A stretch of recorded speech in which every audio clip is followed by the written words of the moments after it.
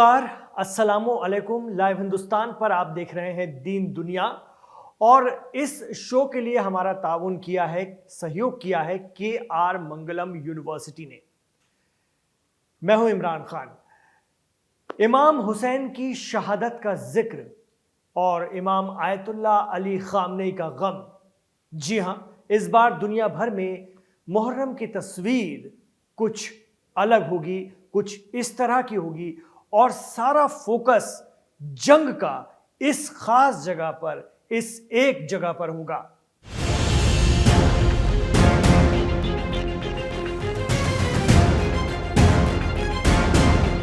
एक तरफ इमाम हुसैन का मातम हो रहा होगा, ईरान से लेकर इराक तक, सीरिया से लेकर लेबनान तक एक स्पिरिट होगी। दूसरी तरफ ईरान अमेरिका जंग में होंगे। 17 जून से माह मुहर्रम का आगाज हो रहा है, इस्लामिक कैलेंडर का मुहर्रम महीना। लेकिन मुहर्रम में जंग, क्या जंग बढ़ेगी? जी हां, बिल्कुल बढ़ेगी। दरअसल जंग रुकी कहां है, कभी धीमी होती है तो कभी बढ़ जाती है। एक्सपर्ट कहते हैं कि फिर बढ़ेगी। ईरान भी अब इस मोड में है कि या तो पीस यानी शांति रखो या फिर जंग ही कर लो। दोनों चीजें एक साथ नहीं चल सकती। लेकिन मिडिल ईस्ट में रहकर लंबे वक्त तक जर्नलिज्म कर चुके सीनियर जर्नलिस्ट अशरफ जैदी कहते हैं कि इस बार मुहर्रम में जो जंग होगी वो थोड़ा हट के होगी, थोड़ा अलग होगी। दीन दुनिया शो में उनका दावा है कि इस बार हमले ईरान के शहरों और अंदर के सैन्य ठिकानों पर कम, बल्कि पूरी तरह स्ट्रेट ऑफ होर्मुज यानी आबनाए होर्मुज पर केंद्रित होंगे। अमेरिका होर्मुज ना छुड़वा पाने की अपनी नाकामयाबी को अब तक कबूल नहीं कर पा रहा है, इसलिए मुहर्रम वाली जंग होर्मुज के आसपास बंदर अब्बास, केशम, लारक और खार्ग में होगी। ईरान के शहरों की तरफ कम होगी।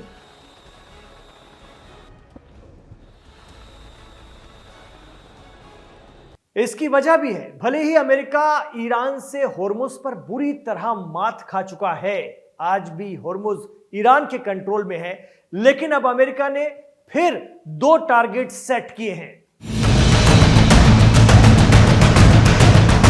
पहला तो यह कि ईरान का जो तेल और गैस 40 दिनों की जंग और उसके बाद से बने हालात में लगातार बिक रहा है, उस पर किसी तरह से रोक लगाना, क्योंकि जंग के बीच तेल बेच कर ईरान फाइनेंशियली मजबूत होता जा रहा है, जो पहले अमेरिकी सैंक्शंस और नाकेबंदी के चलते काफी मुश्किल टास्क था। जब से आबनाए होर्मुज पर ईरान का कंट्रोल हुआ है, तब से उसने अपना ऑयल और गैस अपने ग्राहकों को बेचना शुरू कर दिया है, क्योंकि होर्मुज पर अब उसका पहरा है।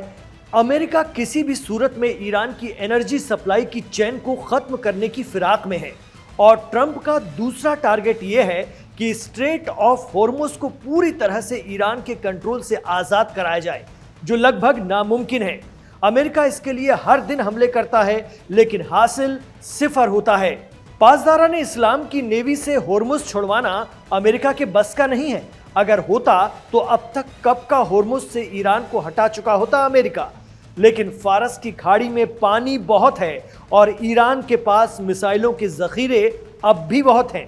तो अमेरिका अगर ईरान की तेल सप्लाई लाइन रोकने की कोशिश करेगा या फिर होर्मुज खुलवाने की जुर्रत, तो दोनों ही हालत में होर्मुज का समंदर बनेगा जंग का मैदान।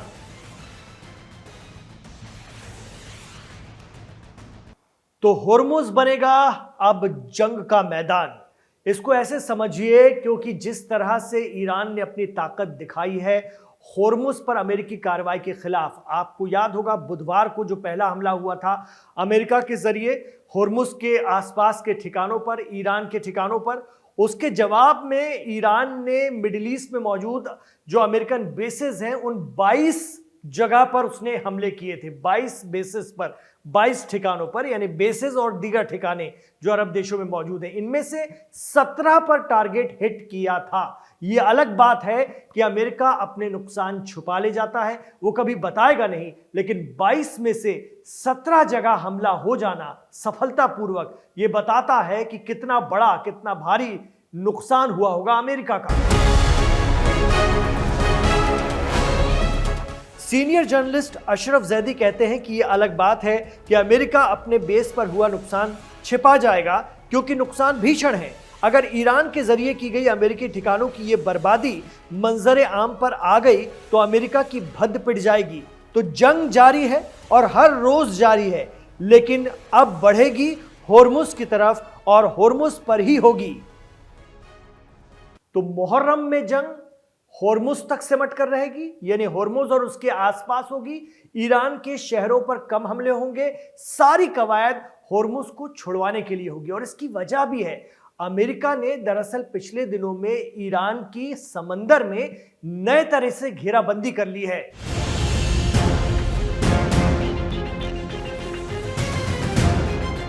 उसने 5 मोर्चों पर युद्धपोत तैनात किए हैं। पहला जाल मेडिटेरियन सी में बिछाया है, जहां 4 गाइडेड मिसाइल डिस्ट्रॉयर की तैनाती की गई है। दूसरा जाल लाल सागर में है, जहां 4 गाइडेड मिसाइल डिस्ट्रॉयर बाब अल मंदब के पास लगाए गए हैं। तीसरा जाल हिंद महासागर में है, जिसमें एक एम्फीबियस ट्रांसपोर्ट डॉक, एक डॉक लैंडिंग शिप और एक एम्फीबियस असॉल्ट शिप तैनात किए गए हैं। ईरान के लिए चौथा ट्रैप अमेरिका ने अरब सागर में लगाया है, जहां aircraft carrier USS George W Bush तैनात है। और 5वां जाल ओमान की खाड़ी में है। यह होर्मुज स्ट्रेट के सबसे पास है। यहां aircraft carrier USS Abraham Lincoln पहले से ही तैनात है, जबकि साथ में 4 गाइडेड मिसाइल डिस्ट्रॉयर भी लगाए गए हैं। अमेरिका ने गुरुवार को भी ईरान पर बड़े पैमाने पर हमले किए, जबकि ईरान ने भी मजबूत जवाबी कार्रवाई की। अमेरिकी सेंट्रल कमांड बता रहा है कि ट्रंप के हुक्म पर ईरान के कई सैन्य ठिकानों पर हमने हमले किए। अमेरिकी फाइटर जेट ने ईरान के नॉर्थ वेस्ट में रडार और एयर डिफेंस सिस्टम को निशाना बनाया है।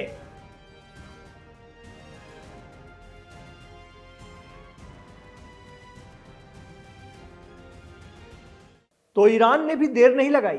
मिडिल ईस्ट में मौजूद अमेरिकी ठिकाने जहां से उस पर हमला किया गया था, उसने उन्हें मटिया मेट कर दिया। दरअसल ट्रंप होर्मुज पर जो तजुर्बा करना चाह रहे हैं, उसकी काट पहले से ही ईरान के पास है। इसलिए वो अमेरिका को बार बार कह रहा है कि होर्मुज पर गड़बड़ी नहीं करना, वरना नरक बनेगा मिडिल ईस्ट में। पर ऐसा लग रहा है कि प्रेसिडेंट ट्रंप ने बातचीत की बात कहकर टाइम खींचा और इस बीच अपनी जंगी तैयारियां अंजाम दे दी हैं। ईरान को इस बार तगड़ा घेरने की तैयारी है, लेकिन इस वक्त का इस्तेमाल ईरान ने भी तो खुद को रिचार्ज करने में किया है। दुनिया को यह भी याद रखना चाहिए।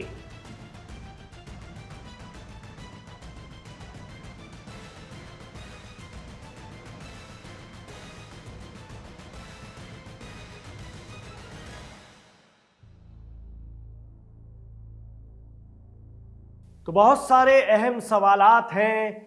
होर्मुज पर जंग मुहर्रम में बहुत ज्यादा बढ़ेगी। ये जंग होर्मुज पर आर पार की होगी। यहां पर अमेरिका पूरी ताकत लगा देगा। मुहर्रम में ईरान का जज्बा और ज्यादा बढ़ जाता है और ईरान के लोगों में एक वलवला रहता है।